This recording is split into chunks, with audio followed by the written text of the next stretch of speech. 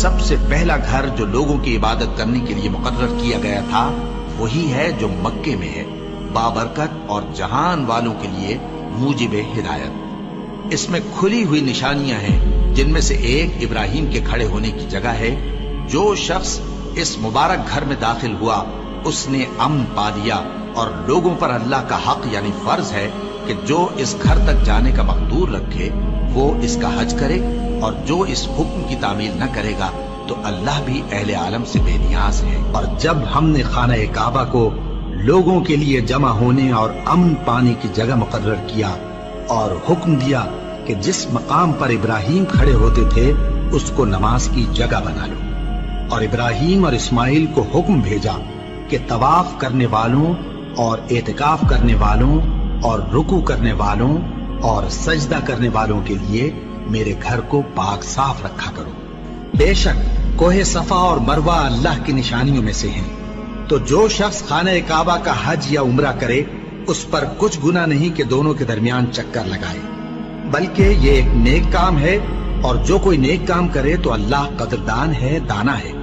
اور اللہ کی خوشنودی کے لیے حج اور عمرے کو پورا کرو، اور اگر راستے میں روک لیے جاؤ تو جیسی قربانی میسر ہو کر دو، اور جب تک قربانی اپنے مقام پر نہ پہنچ جائے سر نہ منڈاؤ۔ اور اگر کوئی تم میں بیمار ہو یا اس کے سر میں کسی طرح کی تکلیف ہو تو اگر وہ سر منڈا لے تو اس کے بدلے روزے رکھے یا صدقہ دے یا قربانی کرے۔ پھر جب تکلیف دور ہو کر تم مطمئن ہو جاؤ تو جو تم میں حج کے وقت تک عمرے سے فائدہ اٹھانا چاہے وہ جیسی قربانی میسر ہو کرے،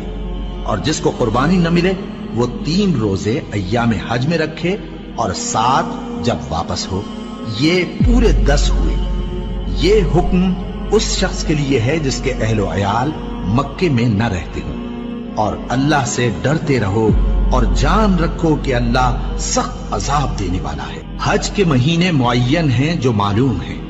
تو جو شخص ان مہینوں میں حج کی نیت کر لے تو حج کے دنوں میں نہ عورتوں سے اختلاط کرے، نہ کوئی برا کام کرے اور نہ کسی سے جھگڑے، اور جو نیک کام تم کرو گے وہ اللہ کو معلوم ہو جائے گا۔ اور زاد راہ یعنی رستے کا خرچ ساتھ لے جاؤ، کیونکہ بہترین زاد راہ پرہیزگاری ہے۔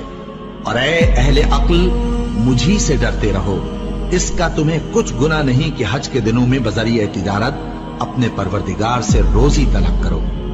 اور جب عرفات سے واپس ہونے لگو تو مشعر حرام یعنی مزدلفہ میں اللہ کا ذکر کرو، اور اس طرح ذکر کرو جس طرح اس نے تم کو سکھایا، اور اس سے پیشتر تم لوگ ان طریقوں سے محض ناواقف تھے۔ پھر جہاں سے اور لوگ واپس ہوں وہیں سے تم بھی واپس ہو، اور اللہ سے بخشش مانگو،